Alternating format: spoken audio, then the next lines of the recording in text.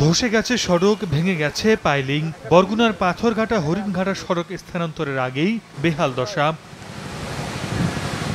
স্থানীয়দের অভিযোগ, সড়ক নির্মাণে 4 ইঞ্চি পুরু ম্যাকাডাম ও 40 মিলিমিটার পুরু বিটুমিনের ঢালাই দেওয়ার কথা থাকলেও তা হয়নি। অনিয়ম করা হয়েছে পাইলিংয়ে, ব্যবহার করা হয়েছে নিম্নমানের উপকরণ। এছাড়াও সড়কের দুই পাশে বাড়তি 3 ফুট করে 6 ফুট প্রশস্ত মাটির সড়ক নির্মাণের কথা থাকলেও তা করা হয়নি।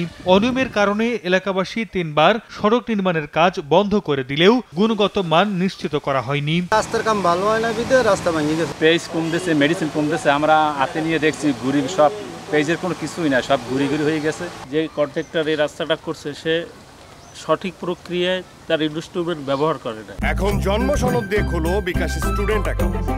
নিজের বিকাশ নিজে কর। অবশ্য ঠিকাদারের প্রতিষ্ঠানের দাবি, নির্দেশনা অনুযায়ী শেষ করা হবে সড়কের কাজ।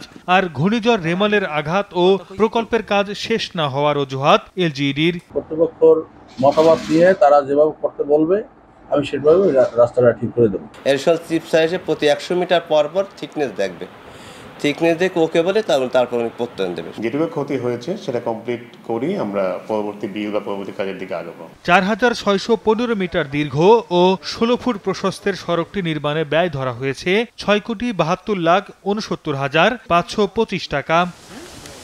সময় সংবাদ, বরগুনা।